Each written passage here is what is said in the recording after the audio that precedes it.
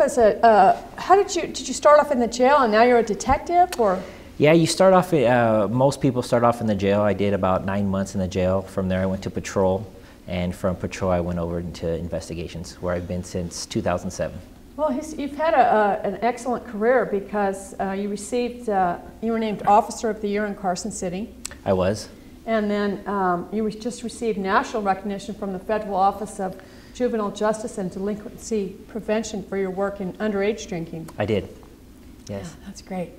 So have you, and I'm back with Michelle now, did your education, so once you got your degree, then you found your machining job? No, I found my machining job actually before I was actually in school. I found my job in May with a company that was willing to train, and when I interviewed with them, I had already decided to enroll in school, right. And so that helped me immensely, because they were more willing to train someone who was going to also be educated in a school and work under a sort of apprentice program for the next 5 years. Oh, that's great. So you're in an apprentice program then right now? Well, I'm getting past it in May. I have my 5 years experience as a machinist, so I become a journeyman, and I kind of graduated a year earlier than than evening them up. So it's done nothing but help me. Oh, congratulations. That's really impressive, become a journeyman. I mean, really. Yeah, as a woman. As a woman. I know, I love that. I wouldn't mess with you either. Either one of you. I wouldn't. I mean, really, that's excellent. Thank you. So your education and your instructor was Paul Eastwood? Yes, mainly? It was. He's an awesome instructor. Yeah, that's what we've heard. Very does smart a great job with a dual enrollment program with the high school and machining, and so I think when you look at machinists, those are primary jobs that really stimulate the economy. It very much is. I mean, if you look at pretty much any industry, manufacturing especially, you're usually going to find some type of machining in that manufacturing plant.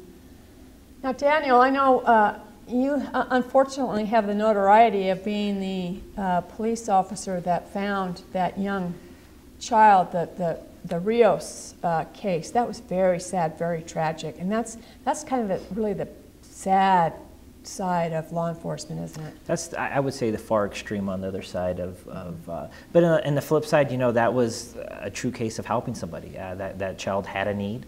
I recognized the need. I spent some time with the child to recognize that the parents were actually lying. So as far as helping people, I think that's one of the best cases that I've ever been able to work. Because they just had an interview with a young woman, and what a difference. Front page article, I think, a picture of her.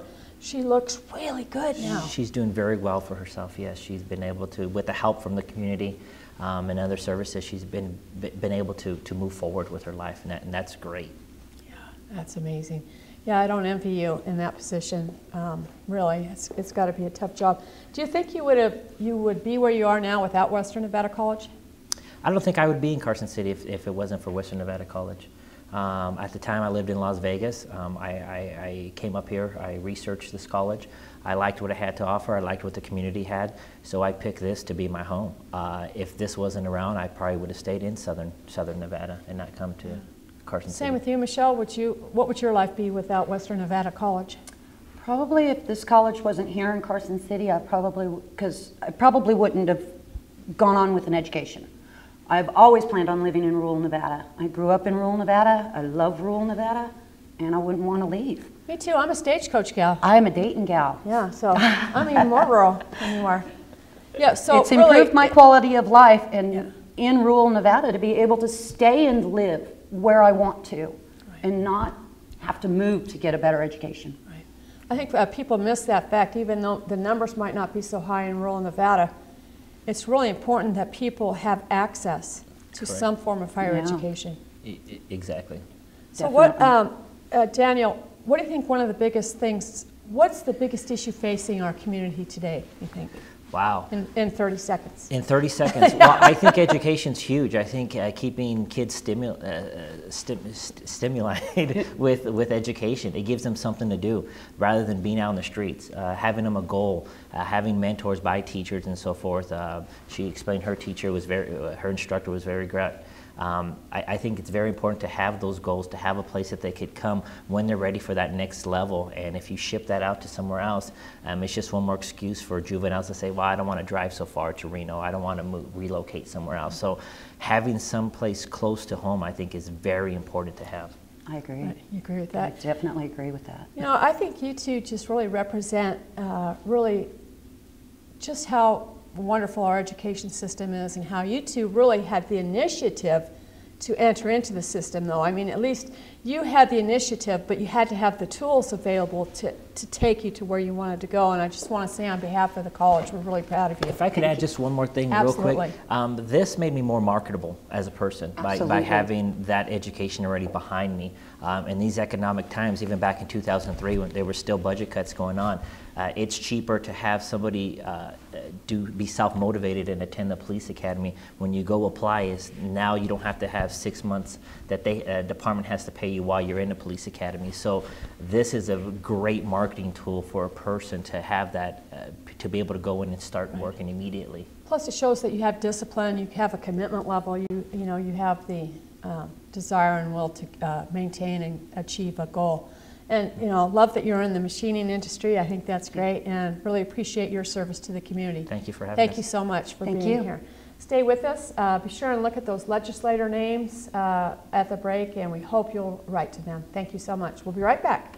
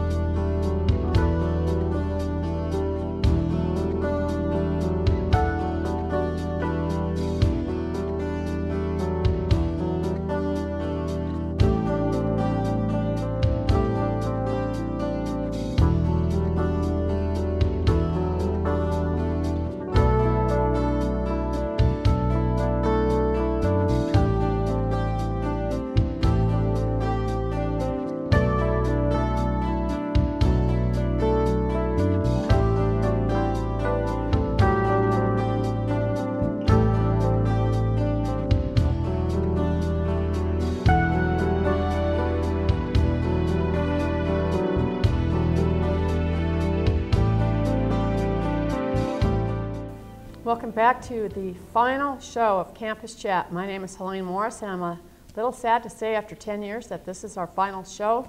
We've had a lot of fun. You're our last guest, Lori Salvador. She's a registered nurse who graduated from Western Nevada College's nursing program in the year 2000. And she comes with a personal endorsement from our executive producer, Sandy Richmond. And you've been a tremendous asset to the community. And you're the manager of the Carson Valley Medical Center Infusion Center. Right. Now, is that how you met Sandy? Actually, it is. Yeah, she's one of my patients. Yeah, so she has nothing but wonderful things to say about you, so it's really nice to have you here. Thank you. I'm glad to be here. Our nursing program, really one of our top programs. You know, nurses are very needed. There's a huge shortage, and it's only going to get worse with the baby boomers coming of age. Right. Myself being one of them. Yeah, me too. Yeah. So why did you start, why did you want to become a nurse? I actually became interested in nursing. My son was a preemie, and I spent time in the NICU with him and just watched the nurses lovingly. Intensive care unit? Yeah, the neonatal intensive care unit. That was in Vegas, but I just watched the nurses take care of him, and at the same time they took care of me and my husband. So it just became a passion for me. I had that need to help people. It took me a long time to get there, but yeah, so it sounds like you went to nursing school with a young son. I actually went to nursing school with a son in high school. I was not one of those women that could multitask, being a wife, a mother. I worked full time. I was a paralegal prior to being a nurse, so I had to wait. It's grueling. It's a grueling program, isn't it? How did you balance that? It is. Well, my son was in high school, and so he was a little more self-sufficient, but it was easy because I could do my prerequisites on my own schedule around my work schedule, and my former employer was very instrumental in allowing me that flexibility. But I had night classes, I had the tutoring available here at the college, so everything that I needed was just right here on campus. Oh, that's great. What did you think about the nursing program at the college? It was excellent. Sable Shaw, Carol and Larrabee, I love you guys. You were excellent instructors. Very patient, very kind. And so you felt prepared? Totally, to go totally. into nursing? And I think that most of my peers at the in the program also felt prepared. I felt we really had great clinical skills and mastered those very early on. So you graduated in 2000, and then where did you go? What did you do immediately I after went that? to work for St. Mary's and Washoe Medical both. I worked 2 jobs and for about 2 years, and then I had this desire to travel, so I became a travel nurse. Oh, and really? went back east and worked. I spent a couple of years traveling around the country and working as a nurse. Now, do you have a specialty? Like some are emergency room nurses, some are pediatric nurses. Do you have I'm a an specialty? oncology infusion nurse. And Right. thus, that's why she has her job as the manager. Right. So tell us exactly what infusion means, what you do at your job. Infusion is anything that goes in the vein. It also is injection therapy. We give hydration, chemotherapy, blood products, IV antibiotics. We do wound care. We do central line care and maintenance.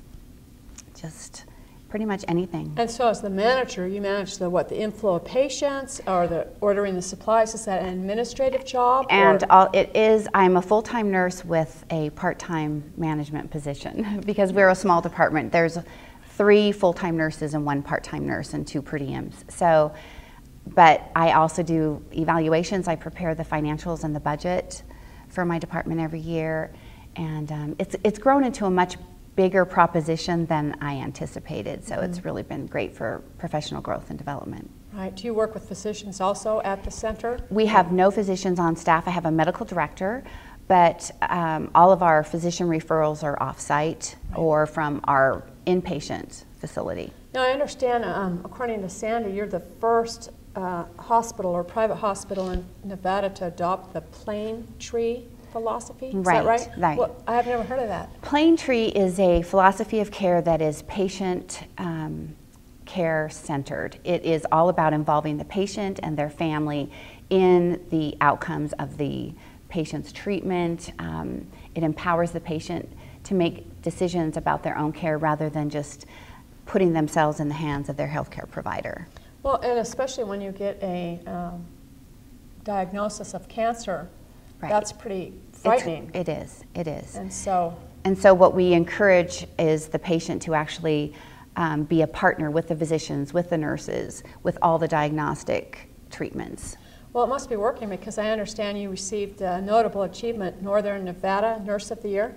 Is that right? Nursing achievement for rural health in 2008. Yeah, Yes. that's excellent. My husband is an emergency physician specializing in rural health and treatment management and delivery systems. So, I mean, that's really exciting. I was very honored. It was. Yeah.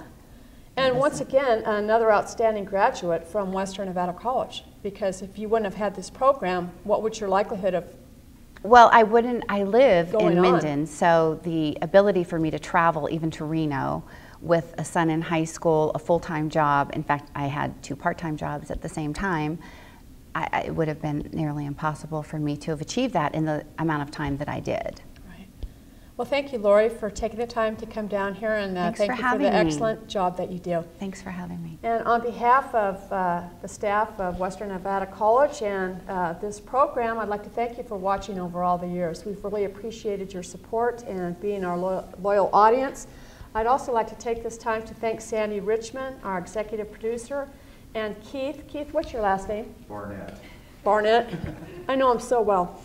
Keith Barnett with We Shoot Video, and also Dave Morgan, who helped us start this program in 2001. I really want to thank you guys for helping to make this show a reality, because we couldn't have done it, obviously, without you. Sandy Richmond has put together all these shows, and I'm entirely grateful to her. Also, please take a few minutes to contact your representatives and help us keep Western Nevada College in Western Nevada. Thank you so much. This has been Campus Chat, a monthly program from Western Nevada College. Campus Chat is made possible by the Western Nevada College Foundation.